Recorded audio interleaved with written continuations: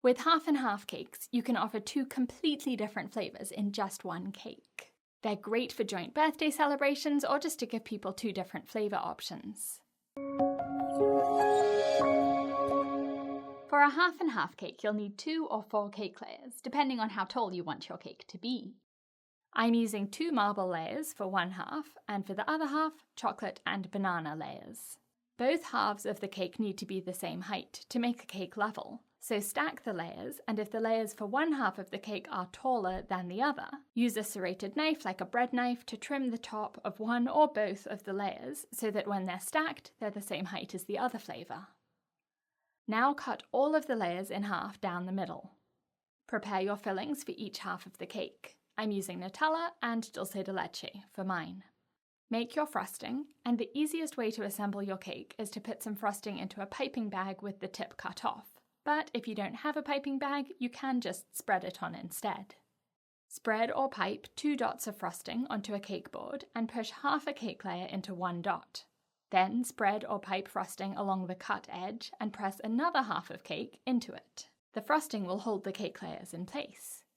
Since my fillings are quite runny, I'm piping what's called a buttercream dam, which is a wall around each cake layer to hold in the filling so it doesn't ooze out from between the cake layers. Dulce de leche for the chocolate and banana cake, and Nutella for the marbled chocolate and vanilla cake. In hindsight, I wish I'd chosen flavours that looked more obviously different than these, since the chocolate and banana are almost the same colours as the chocolate and vanilla marble. Place the next cake layers on top. The frosting down the middle is really important, otherwise the 2 halves of the cake can fall away from each other. So this acts as glue to hold them tightly together. A half and half cake is a great way to use up extra cake layers. Now you might be wondering, why would I have extra cake layers? Maybe your batter didn't make enough to make the size of cake you were planning on, or maybe you made too much so you have one too many cake layers for your cake.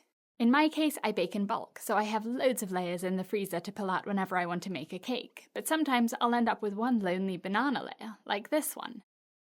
Push the 2 halves of the cake to stick them firmly together, and also push down to level the cake. Divide the rest of your frosting into 2 bowls, and add any frosting left in your piping bag too. This is my 4-minute buttercream, and the recipe link is in the video description and it's on britishgirlbakes.com. I'm adding melted chocolate to half of the frosting and dulce de leche to the other half. Spread a few dots of frosting onto one half and wrap that half with parchment paper, and the parchment will stick to the dots of frosting.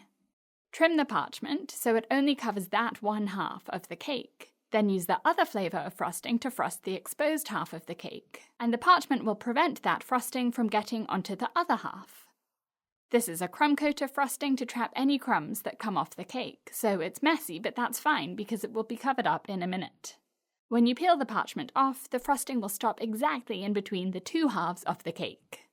For the top of the cake, use the same concept, covering up the other half of the cake with parchment before spreading frosting onto this half.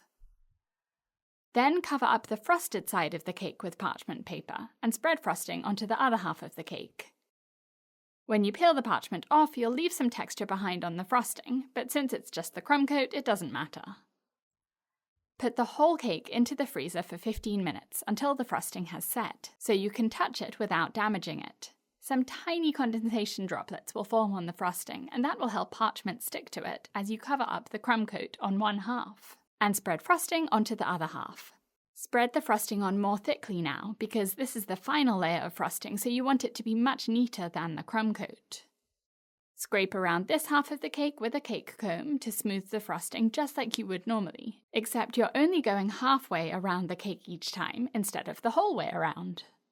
Tidy up the top edge of the cake by swiping the frosting sideways with your offset spatula, and then peel the parchment off to reveal a neatly half-frosted cake.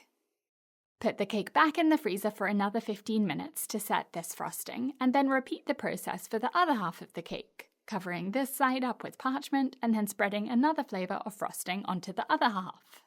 Because the first flavour has set, the dulce de leche buttercream, pressing parchment against it won't imprint any texture into the frosting, so when you peel it off, the frosting underneath will look perfect. The joins are fairly neat, but I always like to cover mine with something, and for this cake I'm piping some details with two-tone frosting, which you can make easily by filling a piping bag with one flavour on one side and another flavour on the other side, and then push both flavours down to the piping tip. This is a 1M star tip. These swirls or rosettes hide the join of the two flavours of frosting and also add some pretty details. If you don't want to blend the flavours of the two halves like this, like if you're using lemon on one half and chocolate on the other, which don't go together very well, you could use plain vanilla buttercream for piping, tinting it with different colours maybe. People are always blown away by half and half cakes and excited to see inside, and although I wouldn't serve anyone a piece this big, it's fun to show off the two flavours within one slice. So delicious! Tell me in the comments which two flavours you'd choose for your half and half cake. Subscribe to my channel for a new cake decorating tutorial every week and visit my cake school for online courses and memberships. Thanks for watching.